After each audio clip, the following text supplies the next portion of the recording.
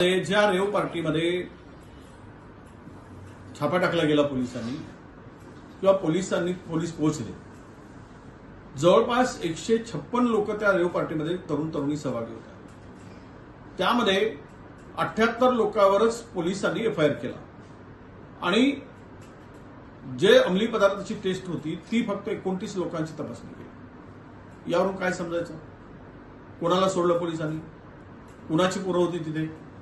म्हणजे श्रीमंताच्या पोराला सोडून देणार, गरीबाच्या पोरावर कारवाई करणार, हे कशाचं होतं? जर 178 त्या 156 लोक त्या ठिकाणी होते तर 156 लोकांवर गुन्हा दाखल का झाला नाही? कुण्या अधिकाऱ्यांची पोरं होती? कुण्या पॉलिटिशियनची मुलं होती? कुणाची मुलं होती?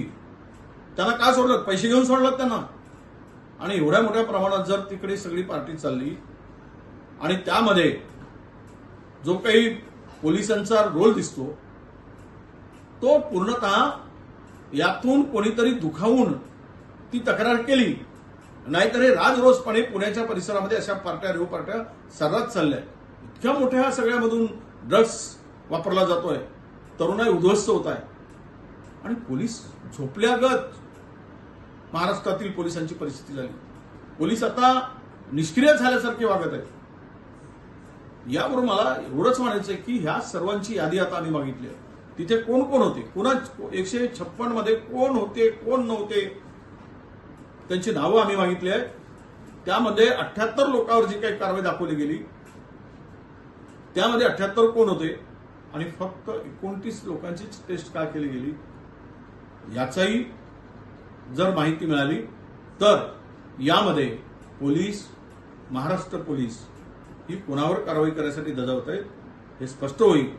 आणि मला वाटतं या सगळ्यामधून एक गोष्ट लक्षात घेतली पाहिजे, या रेव पार्ट्यामध्ये प्रशासनाचा, पोलिसांचा आशीर्वाद असल्याशिवाय या पार्ट्या घडूच शकत नाही आणि त्यासाठी या सर्वांची चौकशी करून कारवाई होण्याची अपेक्षा आहे. देखिए, निश्चित रूप से ये जो घटना घटी है, एक NSCI जो क्लब है, ये क्लब जरा बड़े लोगों का अभी ये एंजॉय करने का, इसमें शासन, प्रशासन, पुलिस सबको फ्री सेवा मिलती है और इसीलिए इसके तरफ कोई कार्रवाई नहीं करते. ऐसी घटनाएं घटती जाएंगी. ये क्लब को जो जगह लीज पर दी थी गवर्नमेंट ने, उस महानगर पालिका की, ये केवल और केवल स्पोर्ट एक्टिविटी के लिए भी, वहां तो होती ही नहीं.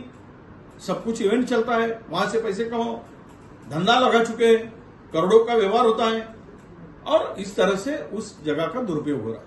अब इस घटना से ये निश्चित सबक मिलेगा कि जहां पर जिस डोम में ये इवेंट हुआ था तो उसमें इतना और क्राउड कहां से है?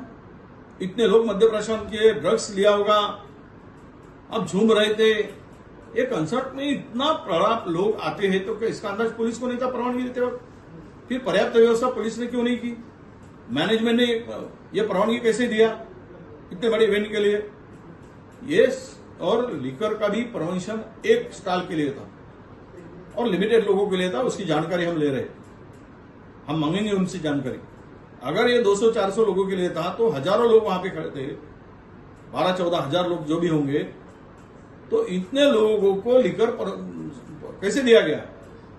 और इसमें भी चोरी की गई.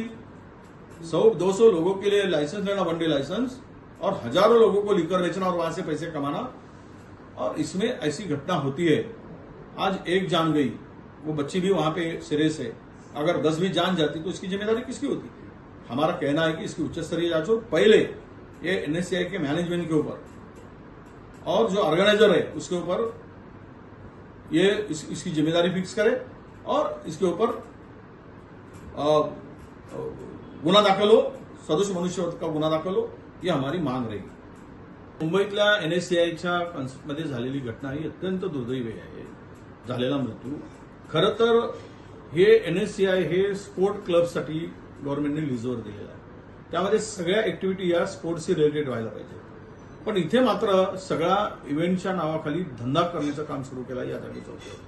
ही घटना जी घडली यामध्ये या मॅनेजमेंटचा काय दोष आहे हा खरा प्रश्न येतो. तर यांचा दोष एवढा आहे की तिकडे ओव्हर क्राऊड आला कसा, यामध्ये तिकडे लिकरची परमिशन होती, त्यामध्ये काय ड्रग्स वापरले गेले का, आणि इतक्या मोठ्या प्रमाणात क्राऊड आल्यानंतर त्याचं मॅनेजमेंट यांच्याकडे नव्हता. ती कॅपॅसिटीच्या बाहेरचा क्राऊड का आला याचा सुद्धा विचार व्हायला पाहिजे होता.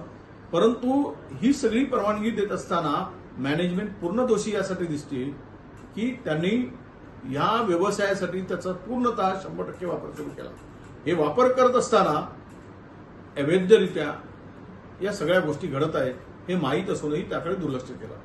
यामुळे या सगळ्या प्रकरणाची चौकशी होत असताना खरं तर लिकरची परवानगी तिकडे दिली, वन डे लायसन्स परवानगी दिली, ते किती वाजतापर्यंत होती, किती लोकांच्यासाठी होती, मग इतके लोक ओव्हर ड्रिंकिंग कसं केलंय, इतकं मोठ्या प्रमाणात मद्यप्राशन कसं झालं, आणि जर 200-300 लोकांची परवानगी होती तर तिकडे हजारोचा क्राऊड कसा आला, हा एक विषय. कारण त्यांनी तिकडे दाखवलं आहे की 4 स्टॉल लावले गेले. 4 स्टॉलला कधीच परवानगी तुमचं एक्साईज डिपार्टमेंट देत नाही, म्हणजे तिथून सुरुवात याची चौकशी करावी लागेल. दुसरा की ते एवढ्या मोठ्या प्रमाणामध्ये हे लोक आल्यानंतर या ऑर्गनायझेशन जो आहे, ऑर्गनायझर आहे, त्या ऑर्गनायझरची काय जबाबदारी आहे, हा कार्यक्रम हा इव्हेंट करण्याची जबाबदारी काय, त्यामध्ये हे झालेली एकूणच घटना यात ऑर्गनायझर, मॅनेजमेंट आणि एक्साईजवाले हे सुद्धा दोषी आहे. सर्वप्रथम पहिल्यांदा ऑर्गनायझर आणि मॅनेजमेंटवर सदोष मनुष्यवधाचा गुन्हा दाखल केला पाहिजे. उद्या आज एक घटना झाली, ती मुलगी आता गंभीर आहे त्या ठिकाणी, त्या मुलाबरोबर असलेली, आणि जर उद्या 10-20 लोकांचा त्या ठिकाणी मृत्यू झाला असेल, याला जबाबदार कोण कळत नाही की गृह खात्यांच्या किंवा पोलीस विभागांची काही जबाबदारी नाही. अशी इव्हेंट होत असताना एकीकडे इतका मोठ्या प्रमाणात इव्हेंट होतो आणि पोलीस तिकडे दुर्लक्ष करतात, आणि तिथे सांगितलं जात आहे तिथल्याच एका ट्रस्टीनी त्यांनीच मागणी केली, त्या NSCIच्या एका ट्रस्टीनी मागणी केलेली आहे की यावर सदोष मनुष्यवधाचा गुन्हा दाखल झाला पाहिजे. अशा प्रकारचे अवैध इव्हेंट, अनधिकृत इव्हेंट या ठिकाणी होतात. त्यामुळे हे प्रकरण सोपं नाही, आणि NSCIला पोलीस आम्ही सगळ्याकडे पत्र लिहिणार आहोत, चौकशी करण्याची मागणी करणार आहोत. यामध्ये जो जो दोषी असेल त्याच्यावर कारवाई झाली पाहिजे. महानगरपालिकेने ती जागा लीजवर दिली, त्यांची काय रिस्पॉन्सिबिलिटी आहे, त्याला वाढीव कसं काय थोडं विना परवानगीनं कंस्ट्रक्शन दिलंय, त्याला रेग्युलाइज केलंय, हे अनेक लोक या विळख्यामध्ये सापडलेले आहेत. आणि त्यामुळं करोडो रुपयाची ही जमीन आणि त्याचा दुरुपयोग NSCIच्या माध्यमातून चाललेला आहे. आमची एवढीच मागणी आहे की तात्काळ चौकशी करून त्या मॅनेजमेंटवर आणि ऑर्गनायझरवर सदोष मनुष्यवधाचा गुन्हा दाखल करावा.